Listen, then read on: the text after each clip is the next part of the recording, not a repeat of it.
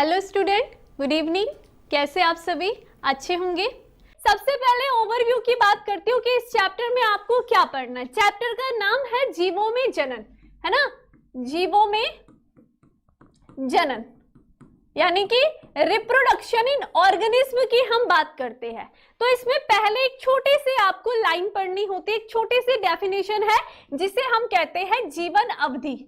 ठीक है, life span, जीवन अवधि के बारे में पढ़ना है। क्या होती है जीवन अवधि, इसके बारे में मैं आज की क्लास में आपको बताऊंगी। उसके बाद आपको दूसरा जो टॉपिक इसमें आप पढ़ोगे उसमें आप पढ़ोगे जनन के बारे में। ठीक है, इसमें आप क्या पढ़ोगे कि आखिर ये जो चैप्टर का नाम है जनन वो है क्या, है ना। उसके बाद जनन जब आप पढ़ोगे तो इसके प्रकारों को पढ़ोगे और इसके प्रकार में भी आपने अलग अलग टॉपिकों को पढ़ना है। अलैंगिक जनन को, अलैंगिक जनन क्या होता है, ठीक है, और साथ ही साथ इसमें क्या पढ़ोगे, लैंगिक जनन को पढ़ोगे, लैंगिक जनन को आप पढ़ोगे। ठीक है, इसके अंतर्गत भी बहुत सारे टॉपिक, सब टॉपिक को आपने क्लियर करना है। लैंगिक जनन के अंदर भी बहुत सारे सब टॉपिक होंगे, उन सभी को कवर करना है। तो मोटा मोटा अगर हम इस चैप्टर में देखो तो यहाँ पर एक छोटे से 1-2 मिनट में ही आपको ये यहाँ पर ये कॉन्सेप्ट क्लियर हो जाएगा, टॉपिक जीवन अवधि का। उसके बाद मेन टॉपिक ये है, कौन सा, ये जनन टॉपिक मेन है। जनन क्या होता है, कितने प्रकार का होता है, उसके प्रकार के भी क्या प्रकार होते हैं, और यहाँ पर अगर लैंगिक जनन की बात करें तो इसमें कौन कौन सी व्यवस्थाएं होती है, ये सारा हमने इस चैप्टर में पढ़ना है। इतना कॉन्सेप्ट क्लियर है सभी को। अब स्टार्ट करते हैं हम यहाँ पर किससे, जीवन अवधि से। आखिर क्या होती है जीवन अवधि, इसके बारे में बात करती हूँ, है ना।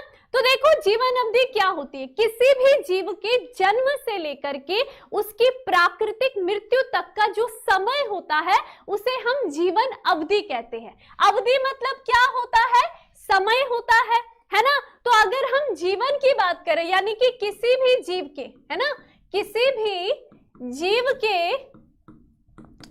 के जन्म से लेकर के, यानी कि उसका जब जन्म हुआ, जन्म से लेकर, ठीक है, और उसकी कोई भी प्राकृतिक मृत्यु, है ना, किसी रोग से ग्रसित हो रहा है या वो वृद्ध हो गया है, तो उसका जो भी मृत्यु तक का समय होगा, मृत्यु तक का काल जो होगा, काल को क्या कहते हैं, जीवन अवधि कहते हैं। क्या कहेंगे हम, उसकी जीवन अवधि कहते हैं। ठीक है, अवधि कहते हैं। यानी कि कोई भी जीव, जैसे कि हम मनुष्य की ही बात करते हैं, तो मनुष्य ने जन्म लिया, यहाँ पर आप इस डायग्राम में देख रहे हो, ये मनुष्य यहाँ पर जन्म ले रहा है ना, और फिर देखो उसके जीवन में अलग अलग प्रवस्थाएं आएंगी, है ना। वो क्या होगा, थोड़ा सा किशोर अवस्था में पहुंच रहा है पहले, फिर प्रजनन अवस्था में पहुंच रहा है, और लास्ट में वृद्ध होकर के उसकी मृत्यु हो जाएगी। तो ये जितना भी, इतना जो ये पूरा समय है जन्म से लेकर के उसकी मृत्यु तक का, ये जो काल है, इसी को हम क्या कहते हैं, जीवन अवधि कहते हैं। कॉन्सेप्ट क्लियर है।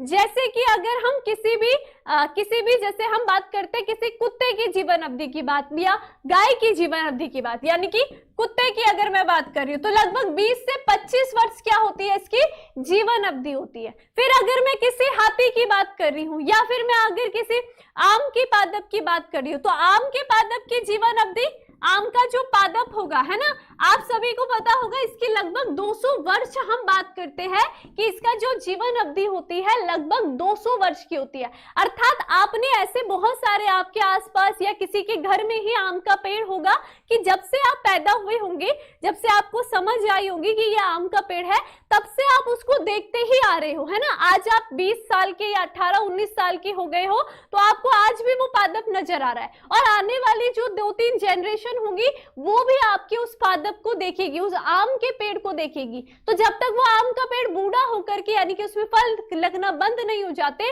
तब तक जो काल कहलाएगा वो उसका जीवन अवधि कहलाएगा। वो जो समय है वो जीवन अवधि है। जैसे कि अगर हमारी बात करते हैं मनुष्य की, ठीक है, हमने जब तक जन्म लिया, अब जब तक हमारी मृत्यु नहीं होगी उसके बीच का जितना भी समय होगा वो क्या होगा, जीवन अवधि होगी। यानी कि जैसे कि मेरी ही होगी 50 साल होगी, 60 साल होगी, 70 होगी, तो जब तक मृत्यु नहीं हो जाएगी तब तक का जो समय होगा उसको हम जीवन अवधि कहते हैं।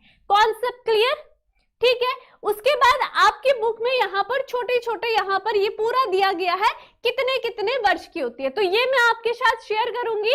आपने आपके साथ फोटो शेयर करूंगी मैं ग्रुप में, ताकि आप लोग ग्रुप में भी जुड़ जाओ, ठीक है। जैसे कि इसमें कुछ कुछ आपको दिया गया है, कौवे की दी गई है 15 वर्ष, तोते की दी है लगभग 140 वर्ष होती है, फल मक्खी की अगर हम बात करते हैं तो यहाँ पर केवल 2 हफ्ते की होती है, ठीक है। जैसे हम यहाँ पर कछुए की बात करते हैं तो 100 से 150 वर्ष की जो होती है, तो यहाँ पर क्या होगा, ये इनकी जीवन अवधि है। अब हम जैसे बात करते हैं हाथी की जीवन अवधि की, चलो यहीं पर हम आपको बता देते हैं, हाथी की जीवन अवधि की बात करेंगे तो इसको फिल भी करते जाओ साथ साथ, ठीक है। पूछा तो जाएगा लेकिन आपको याद रखना है, हाथी की जैसे हम लिखेंगे कितनी होती है, 60 से 90 वर्ष की आयु जो होगी वो हाथी की क्या होगी, जीवन अवधि, यानी कि लगभग 60 से 90 साल तक हाथी जीता है।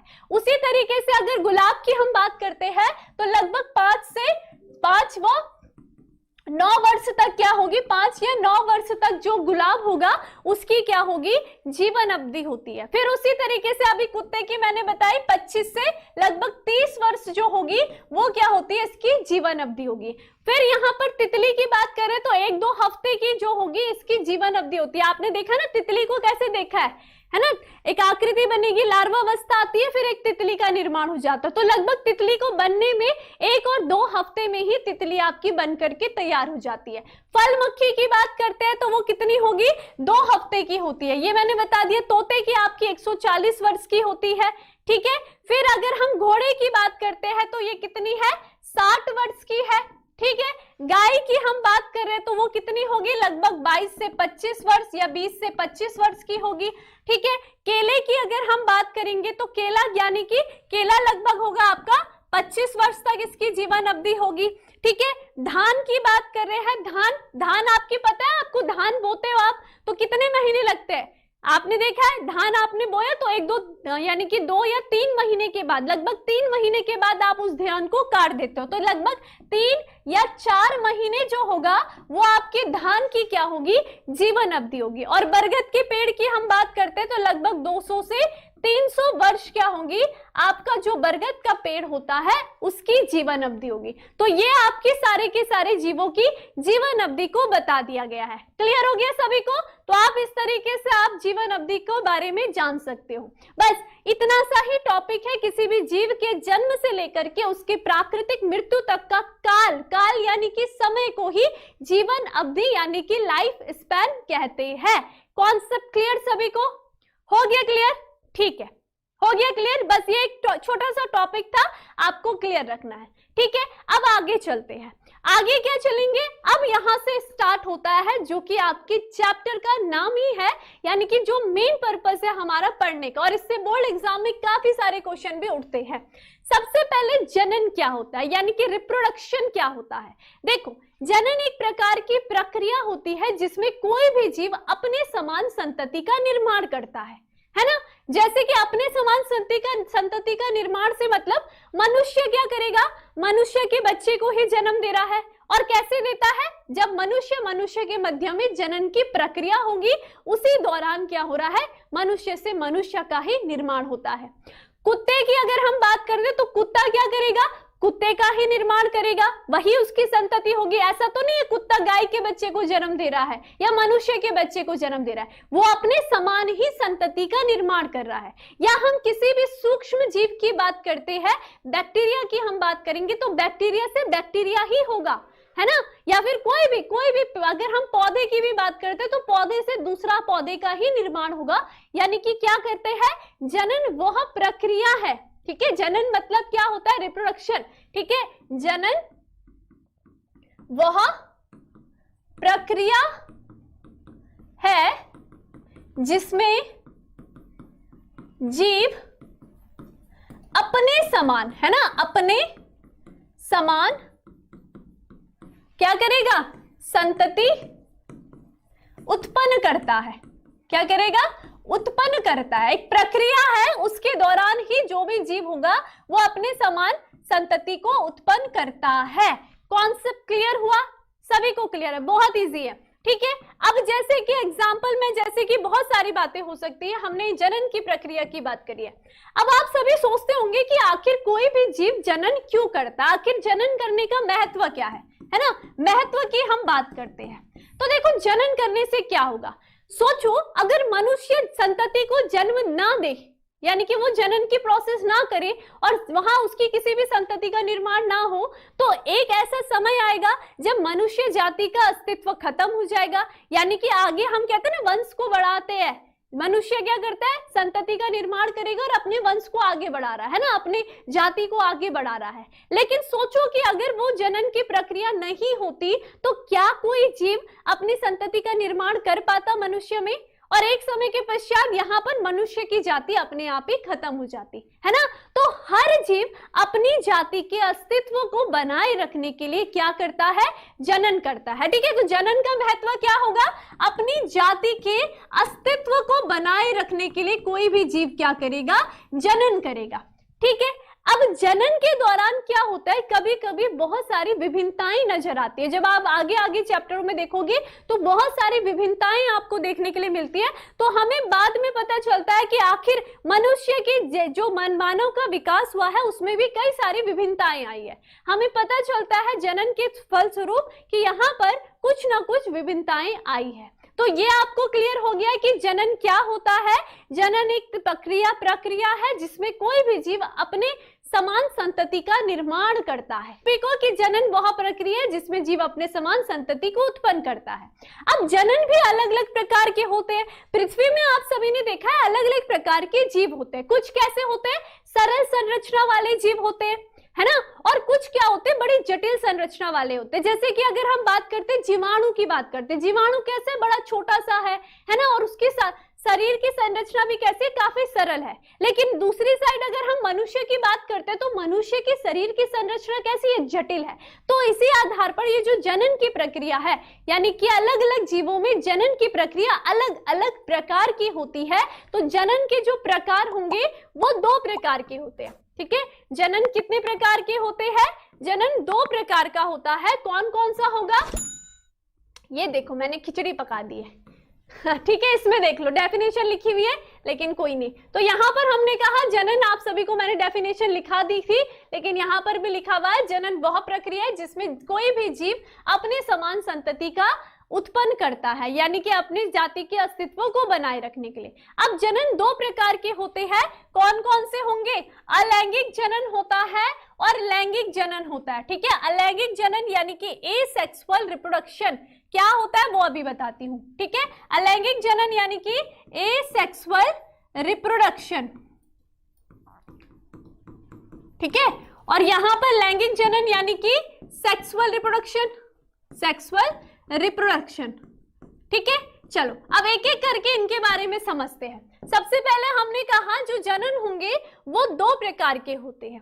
ठीक है, यानी कि सेक्सुअल रिप्रोडक्शन और एसेक्सुअल रिप्रोडक्शन। ठीक है, दोनों में अंतर देखो क्या होता है। ये जनन हो गया और ये क्या होंगे, जनन के प्रकार, अलैंगिक जनन, अलैंगिक जनन, और दूसरा कौन सा जनन है, लैंगिक जनन। ठीक है, लैंगिक जनन यानी कि सेक्सुअल रिप्रोडक्शन। देखो सबसे पहले मैं बात करती हूं अलैंगिक जनन की। पहले हम अलैंगिक जनन की बात करते हैं। तो अलैंगिक जनन किसे कहते हैं, यानी कि अलैंगिक जनन जनन की वह प्रक्रिया है जिसमें एकल जीव भाग लेता है, अर्थात एक जीव के द्वारा नई संतति का निर्माण होता है। समझ में आ गया, ये क्या है, जनन की वह प्रक्रिया है, जनन की वह प्रक्रिया। ठीक है, जिसमें क्या होता है, जिसमें एकल जीव भाग लेता है, जिसमें एकल जीव यानी कि एकल जीव भाग लेता है। अर्थात किसका मतलब क्या है कि एक जीव के द्वारा ही नई संतति का निर्माण होता है। जैसे कि मैं अगर यहां पर एग्जाम्पल देती हूं, एग्जाम्पल मैंने कहा पैरामीशियम का। ठीक है, क्या दिया, पैरामीशियम। आपने पढ़ा था क्लास 11th में, पैरामीशियम क्या होता है, एक कोशिकीय होगा, है ना। पैरामीशियम क्या करेगा, ये क्या करेगा, एक विभाजन इस तरीके से आपने संरचना देखी होगी पैरामीशियम की, कुछ इस तरीके से, है ना। तो ये पैरामीशियम क्या होता है, दो भागों में विभाजित हो करके नई संतति का निर्माण करेगा, ठीक है। यानी कि एक पैरामीशियम था और वो जब क्या हुआ, आपस में उसने अपने कोशिका अंगों को पहले विभक्त किया और उसके पश्चात क्या करा है, संतति का निर्माण करा। अगर ये भी एग्जाम्पल नहीं आता तो अमीबा तो आपने बहुत अच्छे से देखा है। तो अमीबा की संरचना आपने देखी है, कुछ इस तरीके से होती है। ये अमीबा है ना। अमीबा के पास क्या है, इसका ये केंद्रक है, इसका कोशिका, इसके कोशिका अंग है। अब अमीबा क्या करता है, सबसे पहले जब भी विखंडन की क्रिया, यहाँ पर अलैंगिक जनन विखंडन प्रकार का होता है, तो ये क्या करता है, दो भागों में टूट जाता है। यानी कि इसका एक शरीर जो होगा वो दो अलग अलग भागों में टूट जाता है। अब आपने यहाँ पर क्या देखा, ये जनन की वह प्रक्रिया है जिसमें क्या है, एकल जीव भाग ले रहा है। यानी कि जो ये एकल जीव है ना, ये वाले जो जीव है इसे हम क्या कहेंगे, जनक कहेंगे। जो संतति का निर्माण करते हैं ये क्या है, ये होते हैं जनक, ठीक है। और जो इन्होंने उत्पन्न करी है, ये जो टुकड़ों में विभाजित संतति का निर्माण करा है, इन्हें हम क्या कहेंगे, संतति कहते हैं। ये पेरेंट्स है और ये क्या है, ऑफस्प्रिंग है। कॉन्सेप्ट क्लियर हो गया। तो ये क्या हो गया है, एकल जीव के द्वारा नई संतति का निर्माण हो गया। इसी को हम क्या कहेंगे, अलैंगिक जनन कहते हैं। अलैंगिक जनन में कभी भी युग्मक नहीं बनते हैं और ना ही उन युग्मकों का आपस में संलयन होता है, ठीक है। तो यहां पर आप लिख सकते हो कि इसमें क्या नहीं होगा, इसमें अगर दूसरे पॉइंट की बात करेंगे, यहां पर युग्मक संलयन नहीं होता है, युग्मक संलयन नहीं होता है, ठीक है। युग्मक का निर्माण ही नहीं होगा तो संलयन किस प्रकार से होगा। क्लियर हो गई है, ठीक है, ये बात क्लियर है। अब इस तरीके से ये तो हुआ लैंगिक जनन, लेकिन लैंगिक जनन क्या होता है ना। फिर लैंगिक जनन हमने अकेला क्यों रखा है, तो लैंगिक जनन देखो, लैंगिक जनन क्या होता है, देखो लैंगिक जनन की वह प्रक्रिया है जिसमें दो विपरीत जीव भाग लेते हैं, यानी कि नर और मादा के द्वारा यहाँ पर संतति का निर्माण होता है। अलैंगिक जनन में केवल एक ही जीव होगा, वही क्या कर रहा है, संतति का निर्माण करेगा। लेकिन लैंगिक जनन में ऐसा नहीं है। लैंगिक जनन करने के लिए दो जीवों का होना आवश्यक है।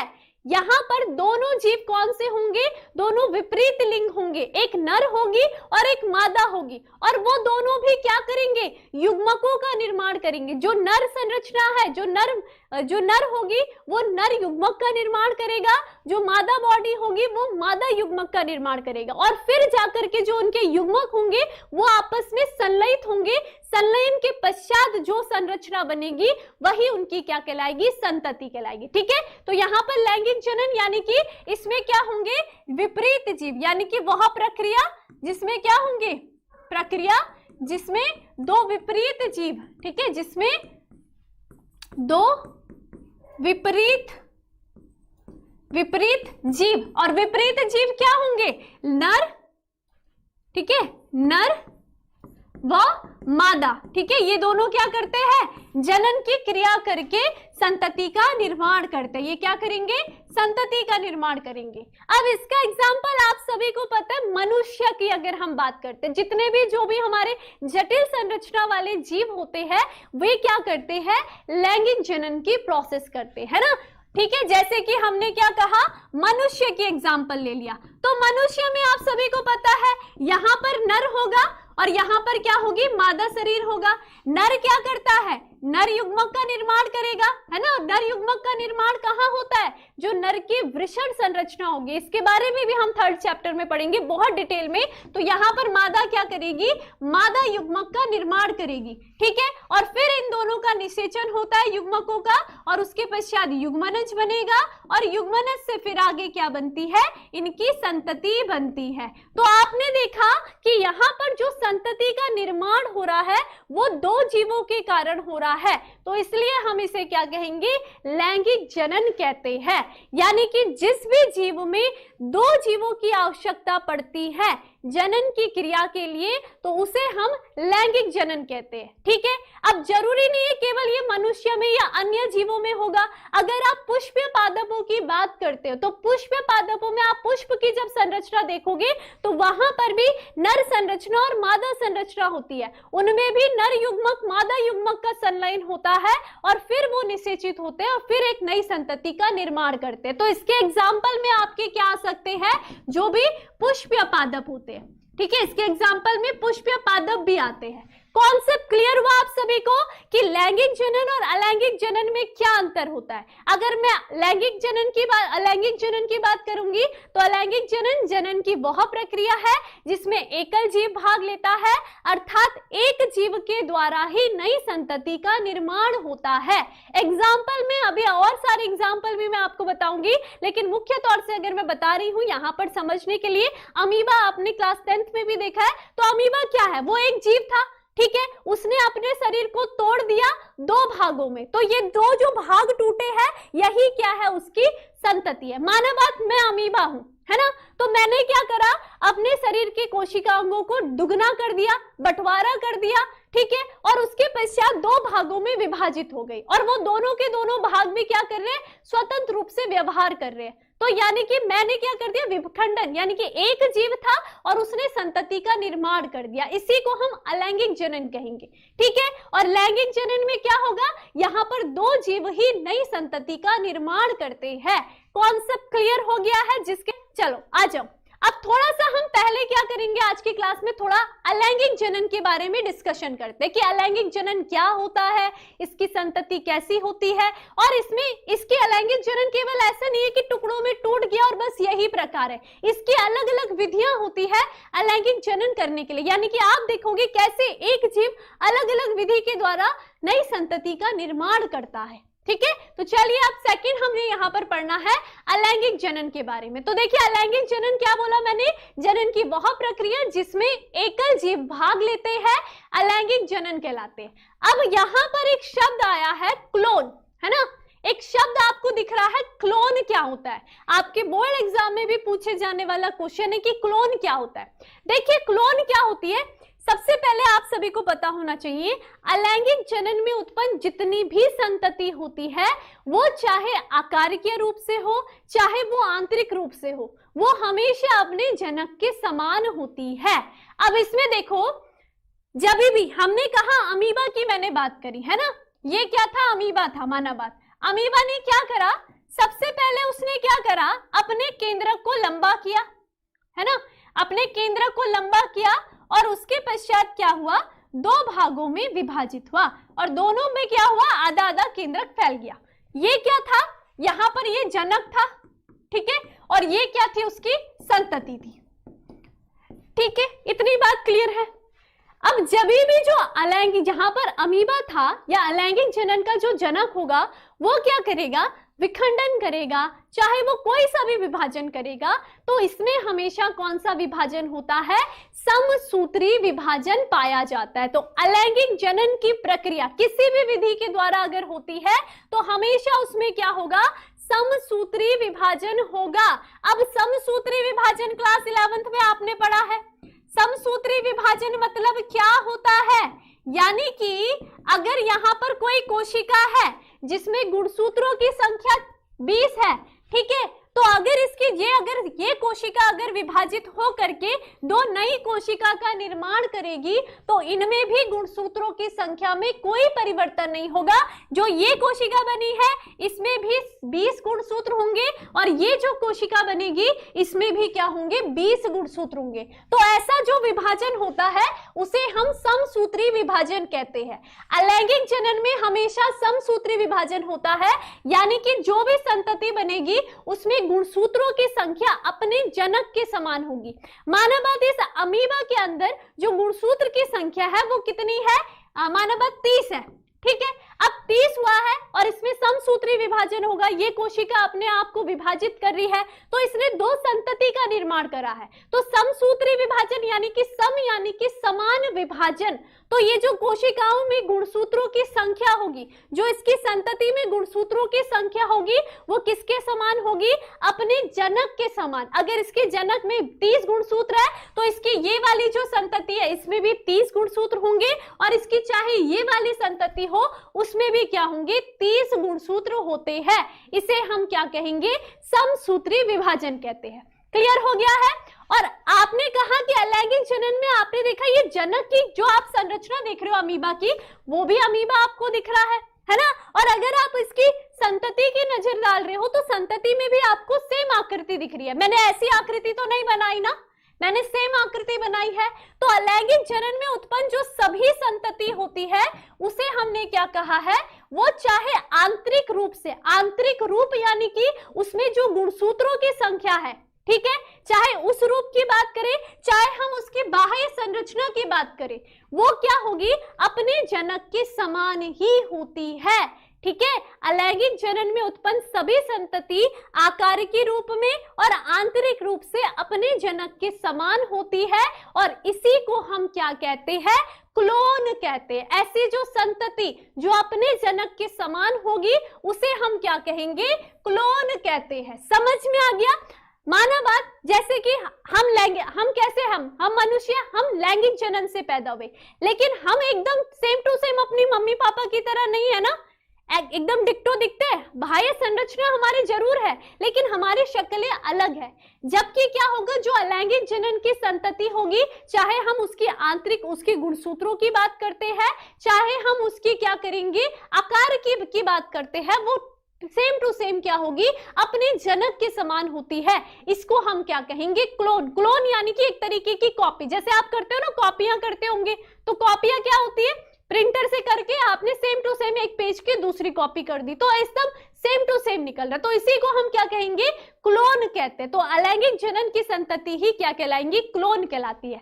क्लियर हुआ सब, समझ गए है ना। अब इसके बाद जो अलैंगिक जनन पाया जाता है वो किस में पाया जाता है, कैसे जीवों में हम अलैंगिक जनन देखते हैं। पृथ्वी पर इतने सारे जीव उपस्थित है, सब में तो अलैंगिक जनन नहीं दिखेगा, तो यहां पर कैसे, किन में दिखेगा, एक तो एक कोशिकीय जीव में, एक कोशिकीय जीव व सरल संरचना वाले बहुकोशिकीय, सरल संरचना वाले जीव, और दूसरे क्या होंगे, जो सरल संरचना वाले बहुकोशिकीय। ठीक है, सरल संरचना वाले बहुकोशिकीय जीवों में आपको अलैंगिक जनन देखने के लिए मिलता है। कोशिकीय जीव में आपको क्या दिखेगा, अलैंगिक जनन देखने के लिए मिलता है। क्लियर हो गई ये सभी को बात। तो अलैंगिक जनन क्या होता है, अलैंगिक जनन जनन की वह प्रक्रिया है जिसमें एकल जीव भाग लेता है। अलैंगिक जनन में उत्पन्न सभी संतति आकार की और आंतरिक रूप से अपने जनक के समान होती है, जिसे क्लोन कहते हैं। अलैंगिक जनन सभी एक कोशिकीय और सरल संरचना वाले बहुकोशिकीय जीवों में देखा जाता है और अलैंगिक जनन में प्राय समसूत्री विभाजन होता है। तो ये सारे के सारे पॉइंट आप अलैंगिक जनन में मेंशन कर सकते हो। क्लियर हो गया सभी को कॉन्सेप्ट, ठीक है। तो अलैंगिक जनन में आपको समझ में आ गया क्या क्या हमने क्लियर किया है, ठीक है। चलिए आ जाओ, अब हम यहाँ पर कुछ अलैंगिक जनन की बात करते हैं, है ना। अलैंगिक जनन की बात करेंगे। अलैंगिक जनन देखो, अब मैंने कहा कि अलैंगिक जनन किस में पाया जा रहा है, एक मैंने कहा कि एक कोशिकीय जीव में, है ना, एक कोशिकीय जीव में पाया जा रहा है और किस में पाया जा रहा है, बहुकोशिकीय जीव में पाया जा रहा है ना। एकल कोशिकीय जीव में और किसमें, बहुकोशिकीय जीव में पाया जा रहा है। तो क्या आपको लगता है कि यहाँ पर एक ही प्रकार का अलैंगिक जनन पाया जाएगा, यहाँ पर अलग अलग विधियां होंगी, अलग अलग विधि के द्वारा एक जो जनक शरीर होगा वो अपनी संतति का निर्माण करेगा। ठीक है, विधियां अलग अलग होंगी लेकिन बात सब में सेम होगी। क्या सेम होगी कि इसमें क्या होंगे, इन सभी में एकल जनक होगा। ठीक है, इसकी जो भी संतति होगी वो कैसी होगी, अपने जनक के समान, यानी कि कैसी होगी, क्लोन कहलाएगी।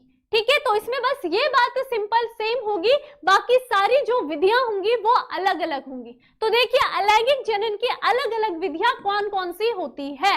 सबसे पहले होती है विखंडन, इसे पढ़ेंगे हम, विखंडन कैसे करते हैं और कौन कौन से जीव करेंगे विखंडन की क्रिया।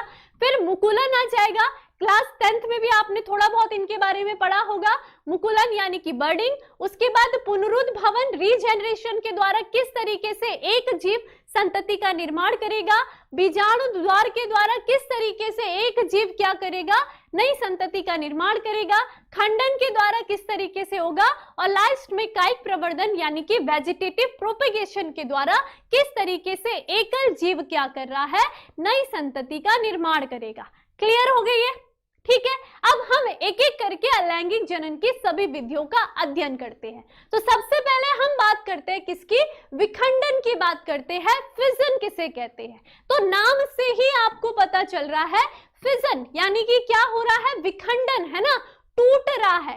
खंडन किसे कह रहे, टूट रहा है, विखंडित हो रहा है। अर्थात जितने भी एक कोशिकीय और सरल संरचना वाले बहुकोशिकीय जीव होते हैं, जब उनका शरीर दो या दो से अधिक भागों में विभाजित होता है और प्रत्येक विभाजित भाग एक नई संतति का निर्माण करता है, इसे हम, इस क्रिया को हम क्या कहेंगे, विखंडन कहेंगे। यानी कि यहां पर क्या है, मैंने कहा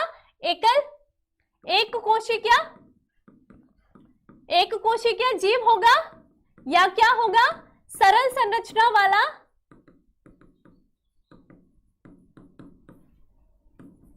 बहुकोशिकीय जीव होगा।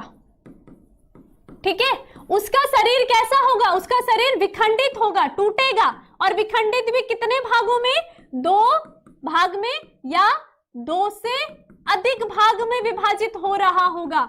ठीक है, और फिर ये जो प्रत्येक भाग होंगे ये क्या करेंगे, नई संतति का निर्माण करते हैं।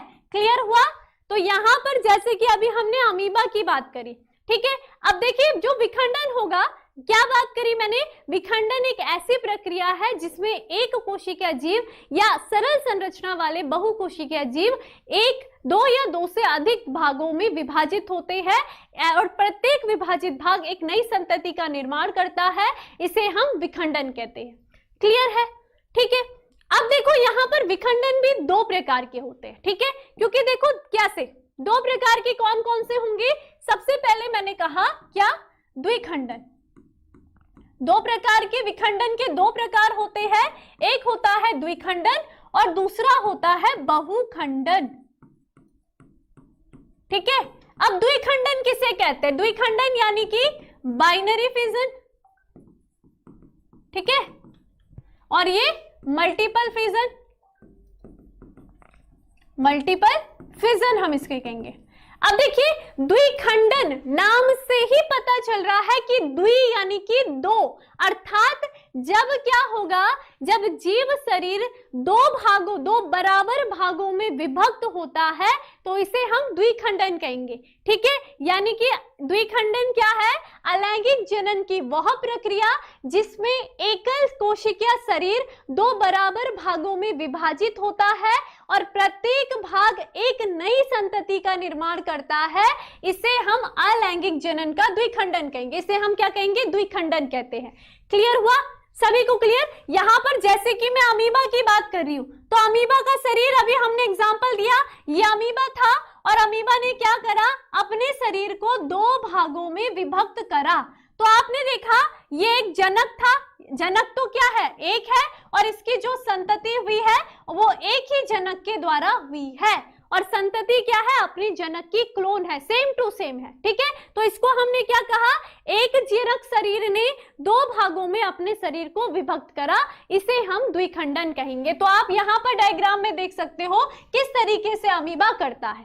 ठीक है, इसके एग्जाम्पल में आपका अमीबा तो आ जाएगा, अमीबा के साथ साथ आपका क्या आ जाता है, पैरामीशियम। ठीक है, तो अमीबा और जो पैरामीशियम होता है, पैरामीशियम जो होता है, ये दोनों के दोनों क्या करते हैं, द्विखंडन की क्रिया करते हैं। क्लियर। और ये केवल द्विखंडन किस में पाया जाता है, एक कोशिकीय जीवों में, क्योंकि एक कोशिकीय जीव होगा तो उसका शरीर ज्यादा भागों में विभाजित नहीं होगा, केवल दो भागों में विभाजित हो जाएगा।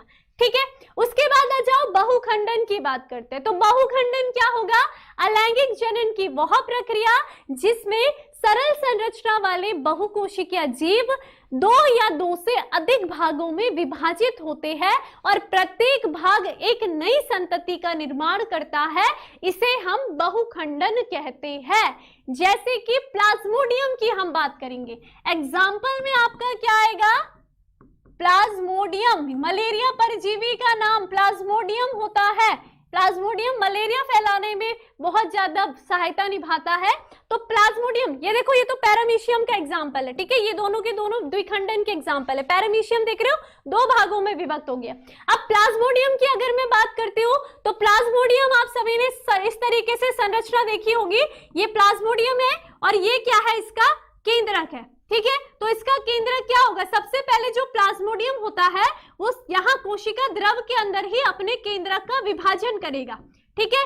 और केंद्रक के विभाजन के पश्चात क्या होगा, इसके जो कोशिका द्रव होगा उसमें भी विभाजित होगा। तब आपको ये कोशिकाएं कैसी नजर आ रही है, केंद्रक कोशिका द्रव, केंद्रक कोशिका द्रव, है ना। तो ये सारी की सारी क्या है, बहुत सारी संतति का निर्माण हुआ है, इसीलिए बहु यानी कि बहुत सारा खंडन, बहुखंडन। यहाँ पर ये देखो जनक शरीर तो एक था, लेकिन इससे कितनी सारी संतति का निर्माण हुआ है, बहु हुआ है, बहुत सारे भी है, तो इसलिए हम इसको क्या कहेंगे, बहुखंडन कहते हैं। कॉन्सेप्ट क्लियर हुआ है। अलैंगिक जनन के दोनों प्रकार क्लियर हो गए आपको। पहले तो बताओ विखंडन क्या होता है, यहाँ पर सरल संरचना यानी कि अलैंगिक जनन की वह प्रक्रिया जिसमें एक कोशिका या सरल संरचना वाले बहुकोशिकीय जीव शरीर दो या दो से अधिक भागों में विभाजित होते हैं, इसे विखंडन कहते हैं। विखंडन दो प्रकार के होते हैं, द्विखंडन और बहुखंडन। द्विखंडन अर्थात जब जीव शरीर दो बराबर भागों में विभाजित होते हैं और प्रत्येक भाग एक नई संतति का निर्माण करता है, इसे द्विखंडन कहते हैं। एग्जाम्पल में आपके आगे है अमीबा, पैरामीशियम। बहुखंडन क्या हो गया, जब जीव शरीर क्या होंगे, दो या दो से अधिक भागों में विभाजित होंगे और प्रत्येक भाग एक नई संतति का निर्माण कर रहा है, तो इसे हम क्या कहेंगे, बहुखंडन कहेंगे। इसके एग्जाम्पल में आपका आ गया है प्लाज्मोडियम। कॉन्सेप्ट क्लियर, समझ गए, सबके सब समझ गए, है ना। तो चलिए इसके बाद ये क्लियर हो गया, ये हो गई पहली विधि विखंडन की। उसके बाद दूसरी विधि देखते हैं। दूसरी विधि आ जाती है मुकुलन। मुकुलन यानी कि मुकुल, है ना, बडिंग जिसे हम इंग्लिश में कहते हैं। बडिंग क्या होता है, देखिए बडिंग में क्या होता है, जीव शरीर होगा और जीव शरीर के ऊपर ही एक तरीके से उभार सी संरचना आ जाती है ना। मानव बात, मैं एक जीव शरीर हूं, एक सरल संरचना वाली जीव शरीर हूं, तो मेरे शरीर पर क्या आ गई, एक उभार सी आ गई है ना। अब मैं जो पोषण खाऊंगी, ये उभार भी क्या करेगी, यहां से जो उभार निकला होगा या बड जिसे हम कहेंगे, मुकुल जिसे कहेंगे, वो भी परिपक्व होकर के सेम टू सेम मेरी जैसी एक और मेरे से चिपकी हुई एक और शरीर का निर्माण हो गया, है ना। और कुछ समय के पश्चात फिर क्या हो जाएगी, एक समय ऐसा आ जाएगा जब वो संतति मेरे बराबर हो जाएगी, मेरे शरीर से अलग होकर के नई संतति के रूप में काम करेगी। तो यहाँ पर क्या हुआ है, यहाँ पर मुकुल के द्वारा नई संतति का निर्माण हुआ है, इसलिए हम इसको मुकुलन कहते हैं। अब ये मनुष्य में तो होगी नहीं, ऐसा मत समझना मेरी बॉडी में हो रहा है, ऐसा मुझ में नहीं होगा। ऐसा किस में होगा, सरल संरचना वाले बहुकोशिकीय जीव में। जैसे कि एग्जाम्पल में आपने सबने पता होगा, क्लास 11th में आपने हाइड्रा के बारे में पढ़ा है ना। हाइड्रा के बारे में सबने पढ़ा है। तो आप यहाँ पर देख रहे हो, ये हाइड्रा का क्या है, ये जनक बॉडी है। ये क्या है, जनक बॉडी है।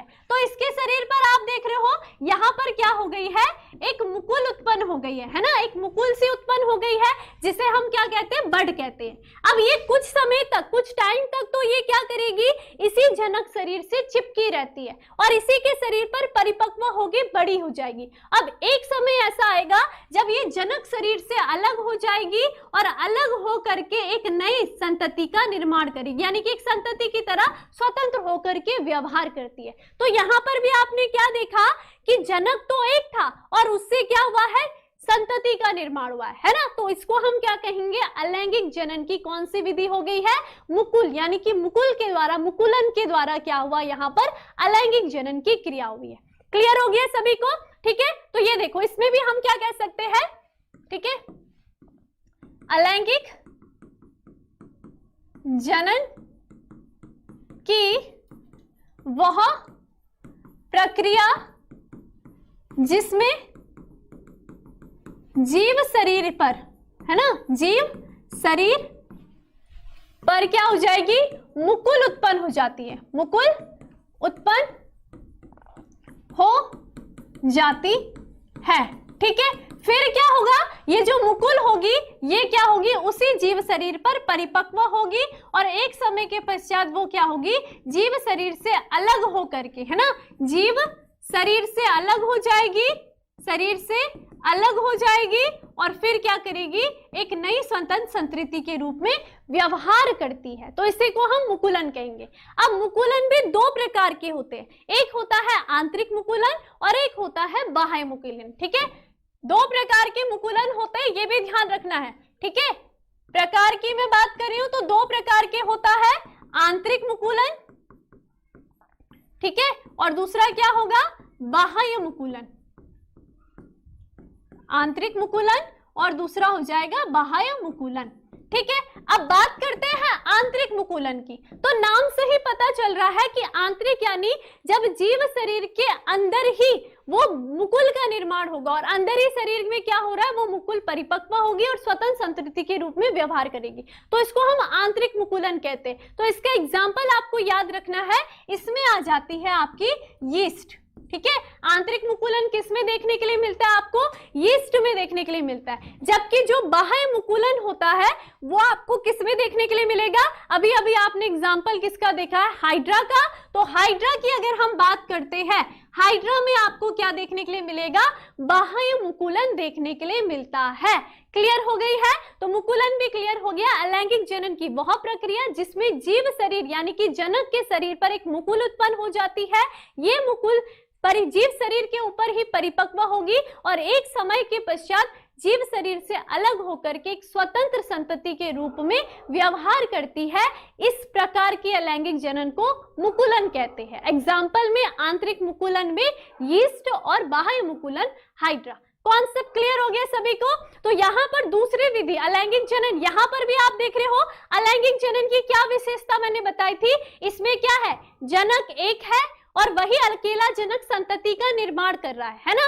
और दूसरी बात क्या बताई थी, क्लोन वाली बात। क्लोन यानी कि जो भी अलैंगिक जनन यानी कि मुकुलन में जो संतति उत्पन्न हुई है वो क्या है, सेम टू सेम अपने जनक के समान है, चाहे हम उसकी आंतरिक रूप की बात करें चाहे उसकी बाह्य संरचना की बात करें, आपको वो कैसा दिख रहा है, अपने जनक के समान दिख रहा है। इसी को हमने क्या कहा है, क्लोन कहा है। Concept clear. तो यहां पर आपने क्या देखा है आज की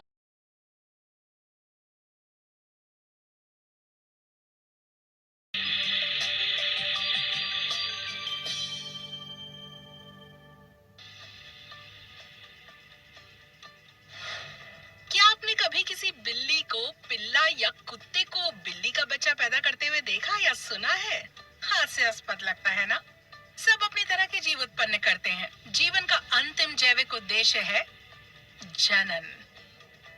ये जीवन प्रक्रिया सभी जीवित प्राणियों के लिए सार्वभौमिक है, चाहे वो बृहद हो या लघु हो, लेकिन तरीका सूक्ष्म या मूल रूप से भिन्न हो सकता है।